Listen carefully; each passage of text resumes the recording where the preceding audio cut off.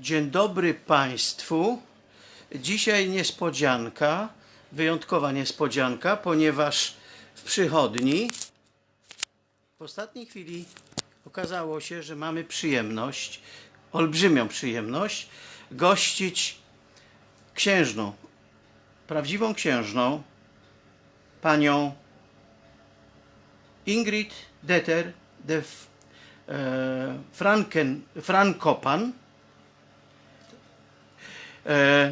I pozwolicie Państwo, że przeprowadzę pierwszy wywiad po angielsku. Proszę wybaczyć mi pewne niedoskonałości i potknięcia, natomiast jest to jak zwykle na żywo, bez cięć, bez wielkiego przygotowania. Let me start and say I'm really happy and proud to see you here in Poland again. As far as I know, you are a big friend of Poland. And if you could say a few words about your way of to be science and where you born and so on and so on. Some few words. Certainly. I am very glad to be in Poland because I am, as I've said several times, I sometimes think I like Poland, I love Poland more than many Poles do. And because you could be the light of the Western Europe, where so many have lost their faith or become terribly materialistic, and like the communists used to say, they're decadent in the West, and now unfortunately they probably are on that road, whereas the Poles and some other post-communist societies have come back to Christianity, come back to respect for the family, respect for life, and coming back to Christian values.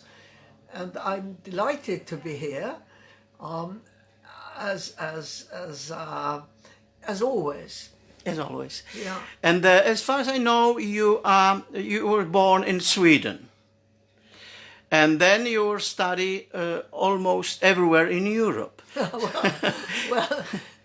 Not absolutely everywhere, but it's true. I had the privilege of going to Oxford. I also studied in Paris and also at the first Institute for European Law, apart from the one in Bruges, which was in Turin. Turin, okay. So I had having the privilege of knowing or learning about the law, which is vaguely similar from Finland to Portugal, Poland and whatever, and also the Anglo-Saxon system, which is totally different. It is. And you are specialized in law. You were judge. You are double doctorized. Triple. Oh, congratulations. As far as I wrote about two. So no, the third one is actually what's called the Doctor Jubilaris. Okay. Because and that was awarded by Stockholm University in a big ceremony where they have the Nobel feast. So that was quite something. Something. And you wrote the book named Law of the War. Law of War. Law of the War. Yeah, wojskie prawo. Tak, prawo wojenne. Ja, prawo wojny. Prawo wojny, tak. Yeah. Because I had the privilege of being advisor to Pope Jan Paweł II, and he asked me to write about the law of war. And you know, there are millions of books about history, economics, politics, but there weren't, when he asked me end of the 80s, there weren't really any books on the law of war. There were some about humanitarian law and little trivialities like officers as prisoners of war have the right to a cup of coffee after lunch and other things rarely respected by many states who were involved in war. But I wrote a big book about prohibited targets like hospitals and churches, prohibited weapons like the diabolical ones they invented to make the soldier deaf by an acoustic, or full of magnesium that made the soldier blind, or made a bullet traject the whole body of the soldier without killing him. So he goes back to his battalion, and his friends and colleagues will say, good heavens, is that what the enemy does to us? We'll give up. It was a very important book. And John Paul II, or Jan Paul, since I'm here, Jan Paul II, was almost like a prophet. So the first edition came out only a year before the Serbs attacked Croatia, a country with which our family had links, and where we had been declared enemies of the people because we were with the church, rather and very much against the communists. And that was, at that time, then a book that everyone bought in the Hague tribunals and everywhere else. And then when communists fell, I was asked to do a second edition. This was by Cambridge University Press. And that was when communists had fallen, because the world had changed and my book had to be revised. And then I did a third edition when the when Al-Qaeda came along. The other mad people who just attacked out of hatred, rather for any other reason, which was terrifying. And I'm now just working on the fourth edition, which takes into account also the latest developments. And the Chinese have decided to translate that into Chinese. Even Chinese, Well, I think, since I agree with Aristotle and St. Thomas Aquinas and Jan Paul II, if I can save one life or make one person suffer just a little bit less, that's worth all the trouble. Because, it's great to have big ideas and write books, but you also got to do the nitty-gritty. You got to check the footnotes. Was it page 263 or 264? And it's a lot of work of detail, because it's very important to be exact. What's your opinion about the power by the many governments to develop new, tragical and very dangerous, even sophisticated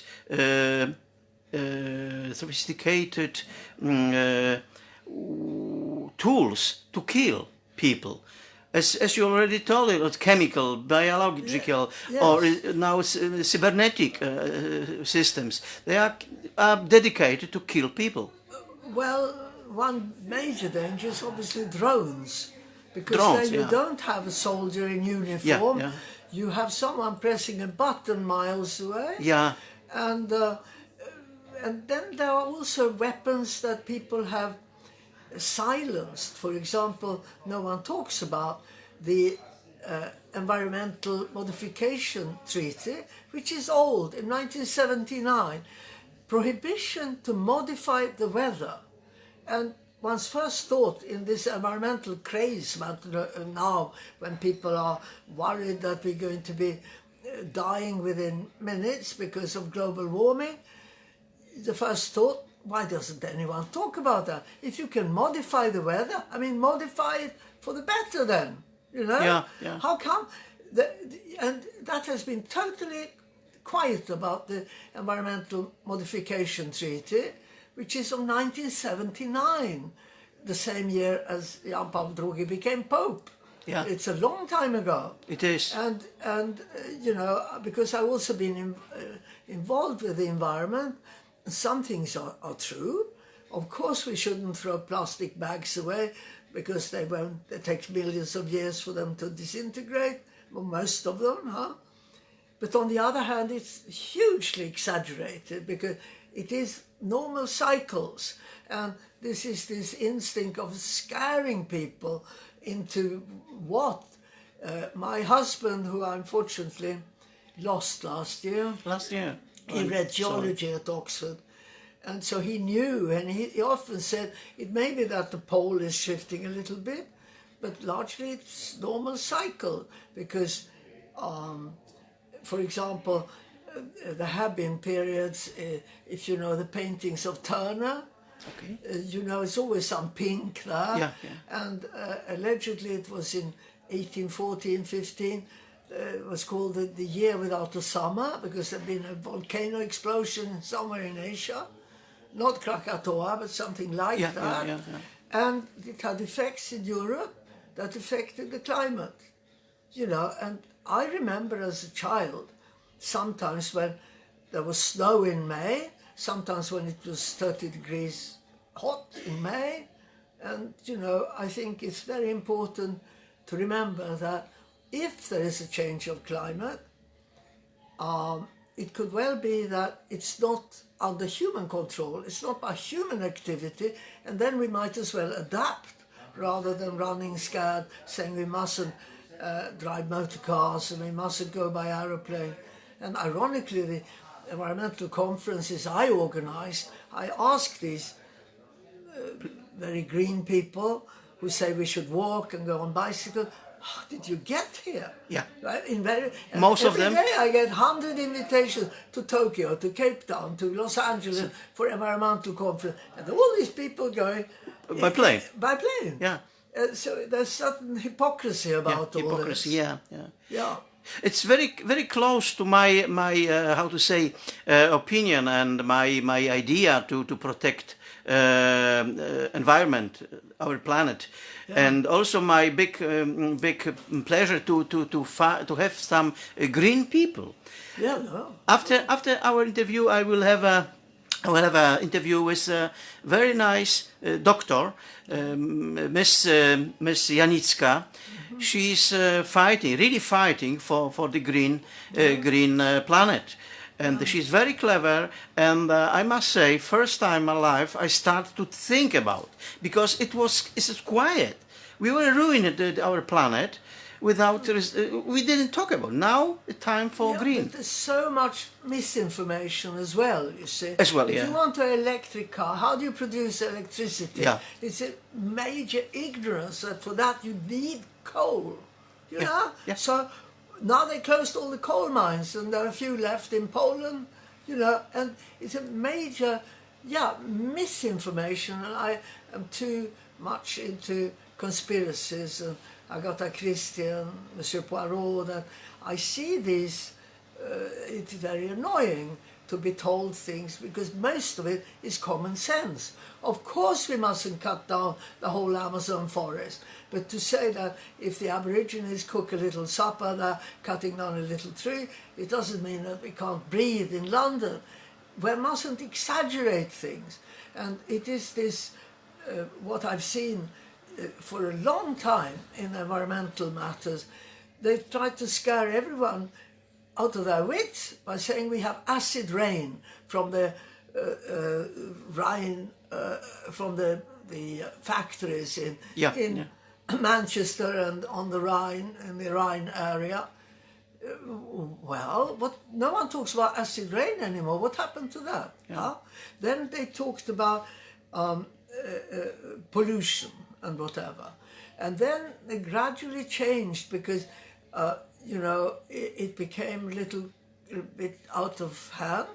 And now they talk about climate change, you know.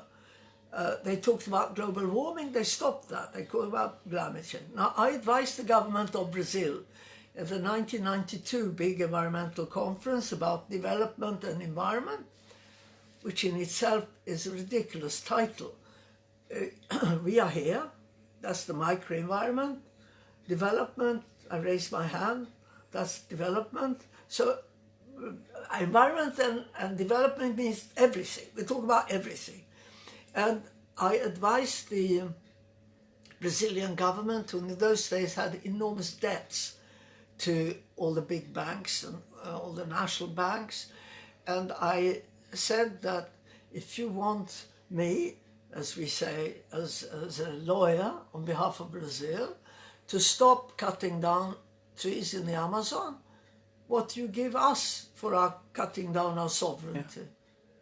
And I achieved a small triumph that they saved a bit on the interest that they paid. I see. So well, let me put it in a more modest way. I contributed a drop in the ocean to help Brazil with its enormous debt.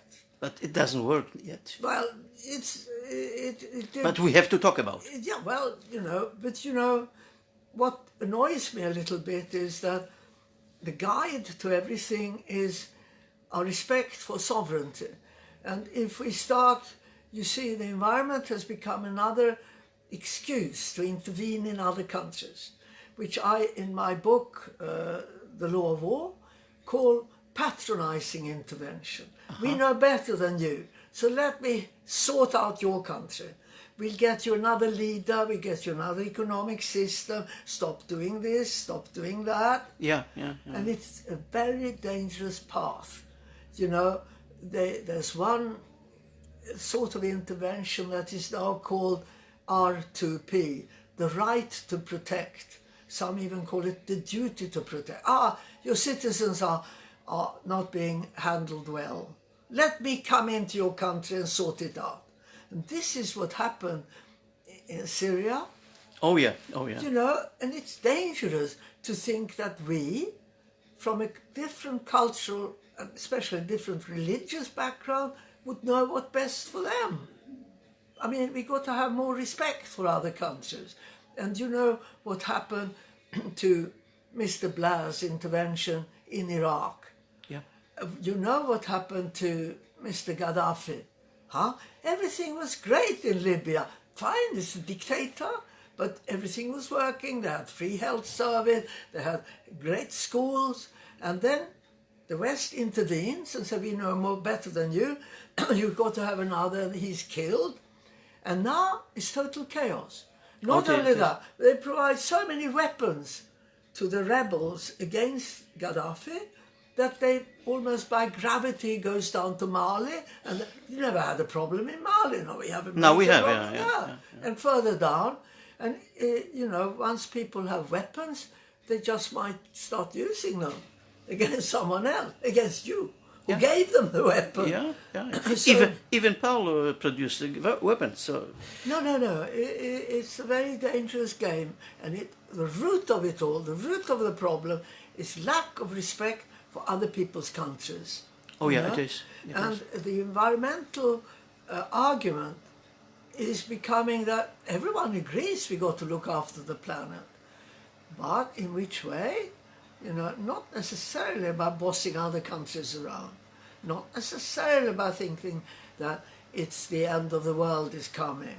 I have some respect for that young Swedish girl, but come on. Don't become hysterical about it. Don't scare people to death, because that doesn't help. Just calmly address the issues. We got to stop pollution, but not necessarily by forbidding. You see, what people don't realize is CO2 is important. We will die if we don't have CO2, unless we have the air we breathe got to be through the trees that emit this, Yeah. And it's major, and I know it because of my husband, who was an expert, who was a scientist, a businessman, but also had read science and knew what he was talking about. And little is achieved by scaring people. And sometimes you realize the interest of the media, or as we call it, the fourth estate, who just want to sell newspapers by scaring people, as we going towards an ice age. No, sorry, we changed that in the 70s, 80s, because I'm old enough to remember when they said, it's not global warming, it's global cooling, we're going towards an ice age. And people go and become really worried about that and say, I'm terribly sorry, but it was wrong. It's global warming, rather than seeing through, as I mentioned, only a century and a half ago, or 2 centuries ago, you had this year without a summer because of... And, then nature is very clever and it corrects itself. It's itself, yeah. And I think the main thing is, as I come back to something that people have lost, that should guide politicians, lawyers, scientists, and normal people, people without education at all. It's common sense. You know that we're not going to run out of food unless, God forbid, there's another war. But otherwise, we have enough resources to warm ourselves, to feed ourselves.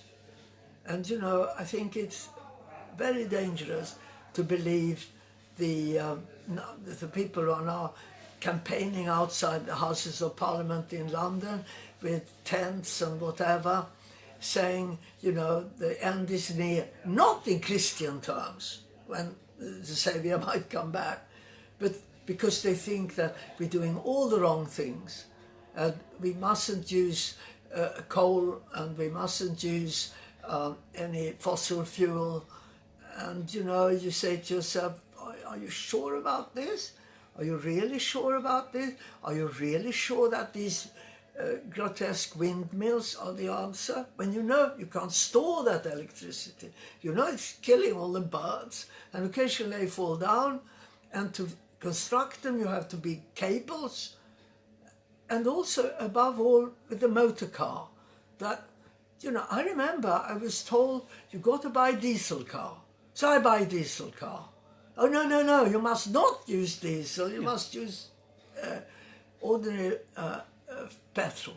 I said, make up your mind. It's like other lobbies, you mustn't eat butter because you're going to clog up. Oh, yeah. And then you realize your problem with your eyes is because you didn't eat butter.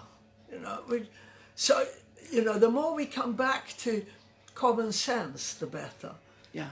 And perhaps in ordinary terms, it's all a matter of not exaggerating, Of course it's bad to drink 10 liters of wine a day, or 3 bottles of vodka.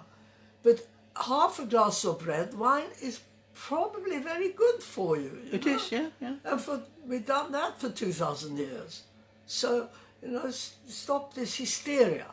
Yeah, and a lot of bad things depends of business. Yeah.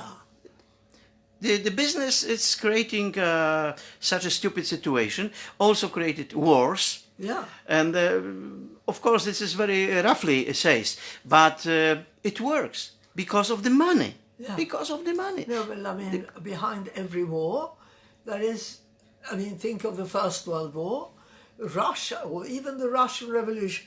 Russia was competing with Germany in shipbuilding. They were doing fine. Yeah. And then you have Marx and Lenin coming along, or Marx was already gone, but, adopting his doctrine, exactly. Rather than realizing the king needs a shoemaker and a baker, we think on a horizontal line in the Middle Ages.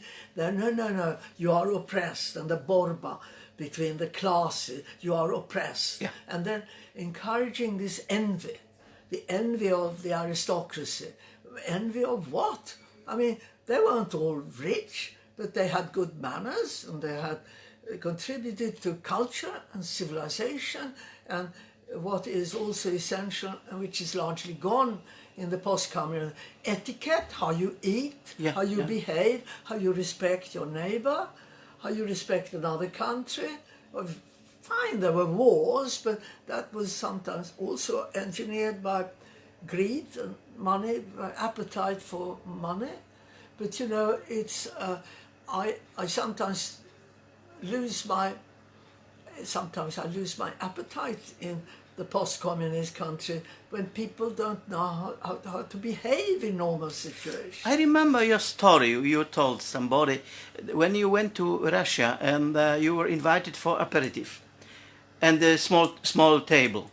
Yes. And then they told you, yes, now we eat. And you were ready to go to change the table or to change the room. Yeah. And they said, no, we eat here. Oh, I didn't remember because, I remember it vividly, but I'm glad you remember it, because you see, when you realize they don't have a table. Why? I mean, the communists were diabolically clever. And if you take away the table in a family, the family has no table. You gradually break up the family. The children are all over the place anyway, in state institutions, in state clubs, or pioneer reunions. And so, if you don't have it around the family table, as I remember the way I grew up, that's where I hear my parents discussing, and I'm listening and learning about what's going on in the country, about what politics are doing, what, and half of my learning as a child growing up was what I heard how my parents talked. Now, if you don't have that, you lack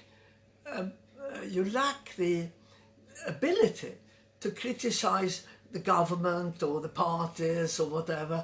And the worst thing the communists did, that sometimes people in the post-communists don't even notice, they took away the imagination and the initiative of people, because it was dangerous to say, I don't agree, or why don't we do this or that? And then you might end up in Lublanka within seconds, or in another sort of prison. And,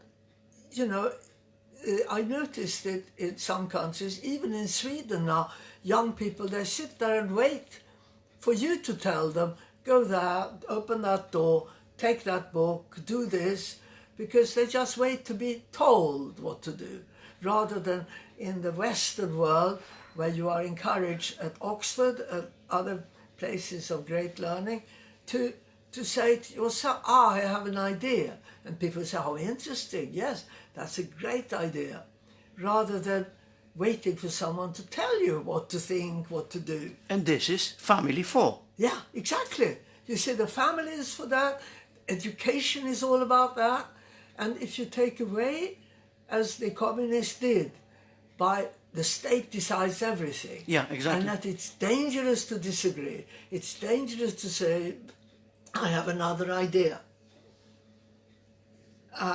You see, you take away the initiative, which is the root of all development, the root of culture, or the root of the church.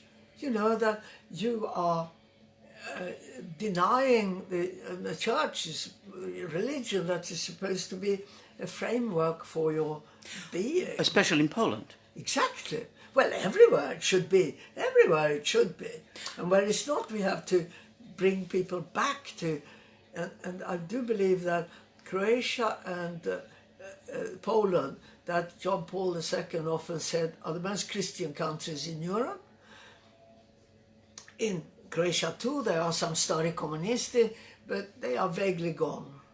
And in Poland, I also noticed they're even more gone. And Poland is one of the most important countries to re-Christianize Western Europe, where they're becoming more and more, and with the invasion from Africa engineered by the European Union, for 15 years they decided, 15 years they've been working on taking 500,000 North Africans. So I'm afraid you are not a big fan of Mr. Merkel.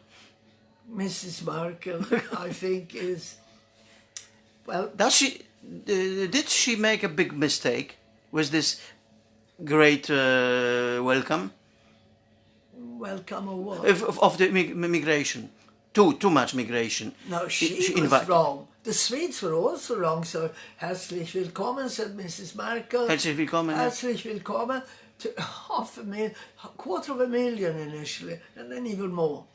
And the Swedes too, because the Swedes were too nice. They thought they'll be like us, poor people. And of course we got to help people from war zones and refugees, of course.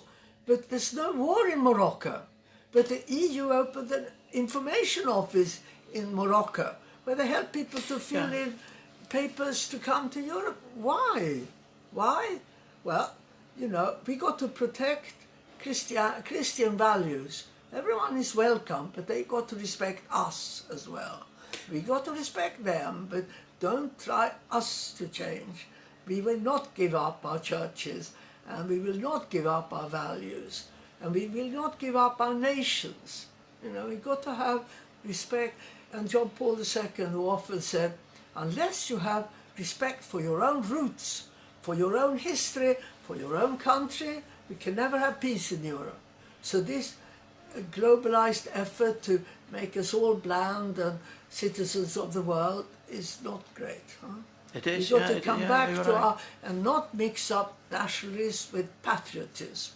We must be more patriotic, and we must have the courage to stand up and say, you know, this is enough. Yeah, it has happened, of course, and I think now it's time for clever people to find a solution, how to help the real people they need it, Yeah. and mostly, for example, in Syria. First of all, to stop the war. Yeah. This is, and then there will be stop the immigration. Yes. And so on. I'm not an expert, of course, and but I feel there is a big mistake made, Yeah. and even in Sweden, I hear that you got a lot of problem there because of too much migrants. Yeah. For example, in Poland, we don't have immigration, Yeah. and. But it is another story, and we need hours to explain because a lot of people talking about this, and the politicians are making very bad work. They are playing with it. Yeah. They shouldn't. They shouldn't. They shouldn't.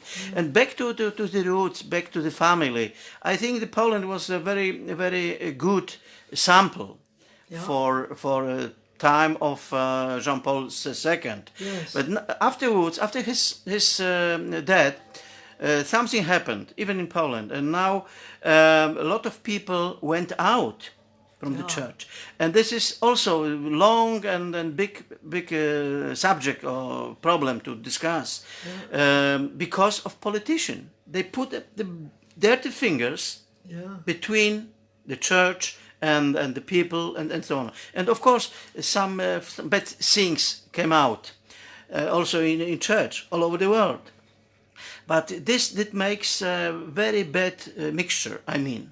Well, I know too little what happened here with regard to that, because, you know, I'd like to think that the church in Poland is very solid, that the family in Poland is solid to the extent that everyone respects and knows that unless you help the family to have its own life, protecting the family, also by tax exemption, people will obviously have more children if you pay less tax, for example, rather than the other way around, that in some countries you pay less tax if you're not married. I mean, that's criminal of the government thinking in those terms. And you can do an awful lot because money matters to most people, by financial incentives, and I see nothing wrong with that. But on the other hand, the state got to take a back seat and not interfere, like, quite frankly, the European Union does, with trivialities in our life. We don't want the nanny state. We don't want the nanny, if you know what I mean, the nanny who tells us what to do. It's a carbon copy of communism. When you know, I don't do anything. I'll be told what I have to do, right? Yeah. And we must come back to Christ. We must come back to values that have nothing to do with money. I'm rich in the sense I have 5 children. I've got 17 grandchildren.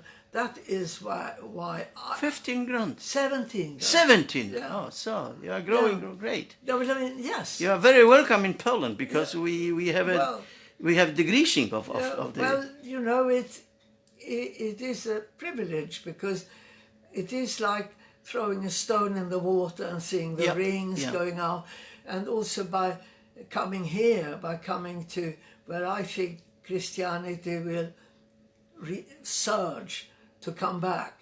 And I think if some Poles have gone away from the church, I am sure it is temporary when they realize that material goods and whatever really don't matter, you know. And I remember when I was very young, and we had a neighbor in Sweden who was one of the richest men in the country. You mean about Sweden? Yeah. And one day I saw him in a wheelchair, and I was a little girl with my mother, and she said, never ever forget, with all his money, he couldn't buy one more day of health. That's very good, sir. And you see, you think of that, because, you know, you don't miss the cows until they're gone from the stable, and you don't realize that money is really, it's good to have our daily bread, but you know, what you're going to do if you're drowning in your millions, huh? Well, unless you do something good, unless you invest in bringing the message of Christ to more people, huh? You know, how is it going to help you when you stand there in front of your Creator saying, what did you do with the 10 talents I gave to you? Huh? Oh, yeah. Yeah. You'll feel a bit silly, say, I dug it down. I put them in the bank. Yeah. Yeah. Yeah. But there is a question I'm putting on how to live together. Many Poles are Christian, of course, Yeah. but there are a lot of not. They left the church. They are atheists. They are agnostic. Do you think we could live together in the same country? Well, of course, we still got to have respect for them. They still have the soul. Soul, yeah. The immortal And soul. and respect. Even those who are communists or mass murderers or whatever, sometimes both. Yeah. So, Yeah. But you know, we must. I've written a book that came out last year called "Philosophy of the Law of Nations." Of the philosophy of the law of nations. Oh yeah. It was published here by Ordo Juris and our own publishing company, Montesa, and it is a new theory of how rules emerge in international society. I agree with Aristotle, St. Augustine, St. Thomas Aquinas, and John Paul II, and then not with anyone else, because the philosophers and the lawyers got it wrong. They think it's all a matter of agreement between states. No, most of the law is already there in our hearts. We know what is right and wrong, basically. Yeah. And I call it intrinsic rules without which society can't function. And that includes the golden rule, I'll treat you as I'd like you to treat me. Exactly. Plus the basic rule of prohibition of harm. I mustn't harm you, you mustn't harm me, we mustn't harm others, we mustn't harm the environment. I mean, it's a very exactly. But, you know, the details we can work on. Yeah. But that book is, I did not have book launches because unfortunately my husband died in September last year, so everything was postponed for that. But I will now try to have it published in a small and inexpensive format that every student who reads law should be obliged to read that book, because then we will have a change in our way of thinking, because the book promotes, what shall I call it, Catholicism, but in a way that comes back to common sense. Because why Catholicism works is because it's based on the words of Christ, which is just common sense, and then being distorted. You know, like the communists who had the nerve to put Article 1 in the Soviet Constitution. The USSR is an atheist state. Yeah. I mean, come on. Who said, be nice to the small, the weak, the ill? It was Christ. Yeah. So Marx took all that and then abolished God. You know? Yeah.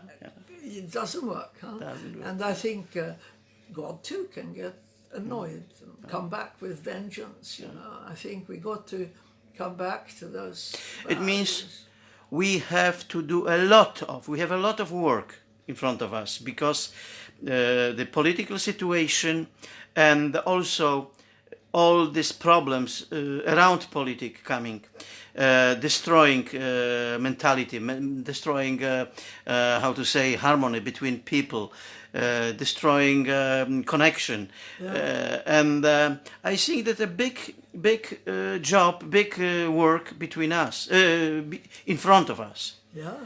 And I really appreciate that I have the opportunity to talk to you, because I'm not 100% following you. I mean, maybe we'll find the place where we can discuss, but I'm happy to discuss, because we sit, and we see some people are watching us, will sing, will ask, I will translate it to Polish, and so we will discuss. But you see, I don't agree with you in the sense that we have lots of work in front of us. We don't have any work in front of us. All we have is pleasure, joy, and following like the one we have in our crest, a star. Follow the star, follow the light, you know, go the straight way forward, and don't be concerned with side issues and the side lanes, you know. Don't be taken away from this road. And then it's not a matter of work, it's a matter of being happy. And some people have taken that out of religion as well, you know, that, a cross. My mother, my wife's mother, who said the worst sin is to feel sorry for oneself. No, via such thoughts, come on, cheer up, go your way forward, be happy, do to others, do what you want them to do to you. So be generous, be open, be smiling. Yeah. And when I see people getting angry in the traffic, you know. Because I happen to have a bigger car, you know. I just, I sometimes throw them a kiss and smile, and sometimes their anger goes away. That's this way of how to say, how to treat the others. Exactly. Yeah, that's fine. It's been a pleasure to be here. And I'm glad I could speak so open and freely, because, I must say, it was so exciting for me, and the next time, I hope the next time will come, and I must say, I want to say, you are most welcome the next time, when you are going to visit Poznań, so you will be my best waiting guest. Thank you. Dziękuję. Dziękuję bardzo. Tak so much. Tak so much.